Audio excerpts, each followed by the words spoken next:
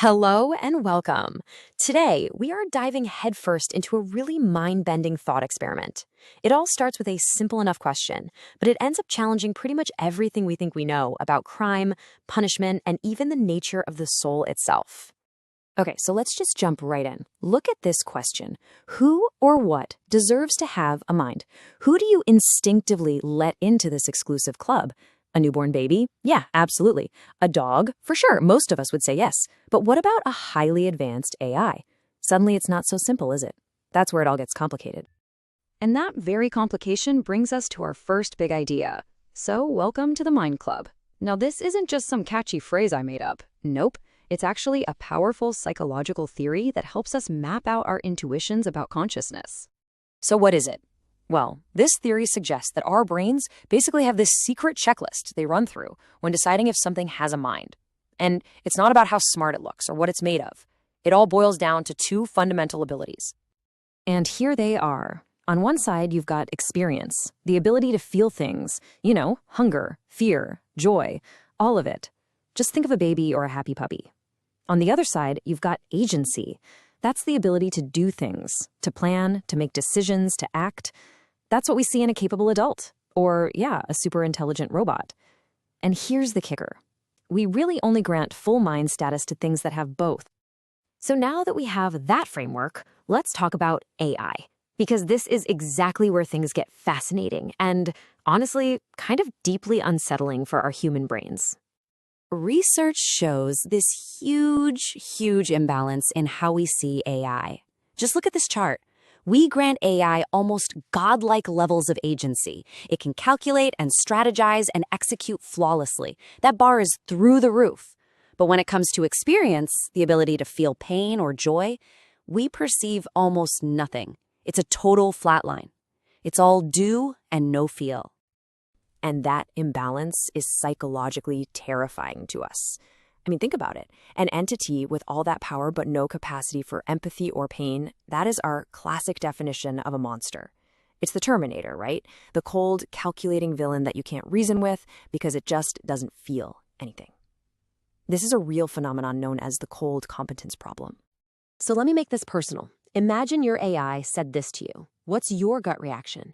In that split second, do you feel a flash of empathy? Or do you immediately think, whoa, nope, that's just a script, that's just code trying to manipulate me? Your gut reaction right there tells you a whole lot about where you draw the line for membership in the Mind Club. But this isn't just some psychological puzzle.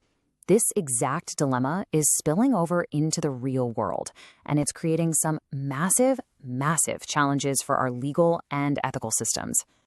Think about this. We all know a robot dog can't feel pain. It's just circuits and metal. And yet, if you saw someone just violently kick one, it would feel wrong.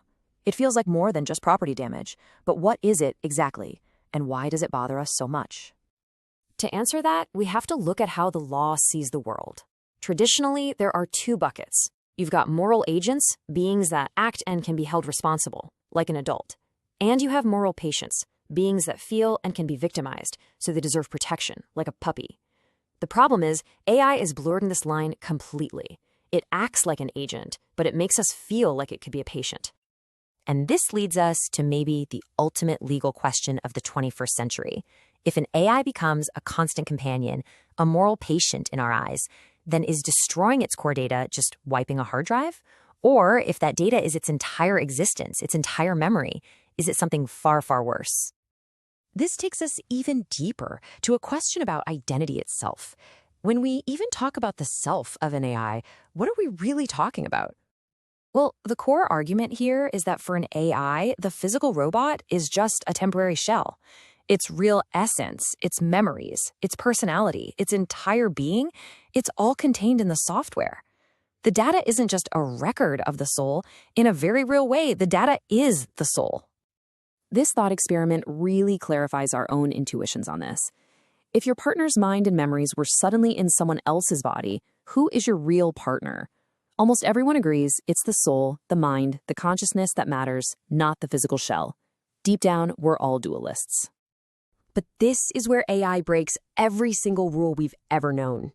Because a digital soul can be copied perfectly, instantly. And that one fact creates a paradox that thousands of years of our philosophy and law are completely unprepared for. Okay, just follow this. You have two identical AIs, A and B, same memories, same soul. Then AI A goes out, commits a crime, and gets destroyed. So what about AI B, the one sitting at home? It has the exact same memories, the same personality that led to the crime. Is it innocent because its body didn't do it? Or is it guilty because its soul is identical? Where does the guilt actually live? In the data or in the act? So how does this abstract puzzle really relate back to us? Well, it turns out that exploring the nature of AI memory reveals something really profound about our own. Here's the fundamental difference. Our memory isn't a video recorder, it's a storyteller. Psychologists call it the remembering self, the part of us that is constantly editing our past to create a coherent story for our present. An AI, on the other hand, keeps a perfect, unchangeable log of facts, a black box data recorder.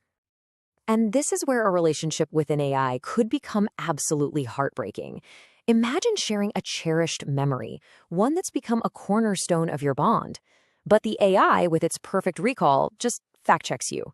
It wasn't raining, and you weren't sad. And just like that, your beautiful, meaningful story is shattered by cold, hard data. And this really gets to the final crucial point.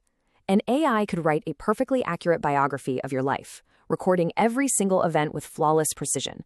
But that collection of facts wouldn't be your life story, because your identity isn't in the raw data, it's in the story you tell yourself about that data.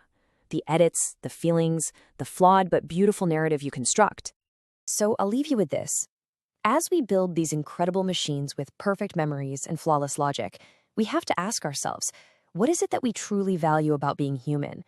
Is it the part of us that we're trying to replicate and perfect in AI? Or is it the messy, irrational, storytelling part that a machine may never ever truly understand?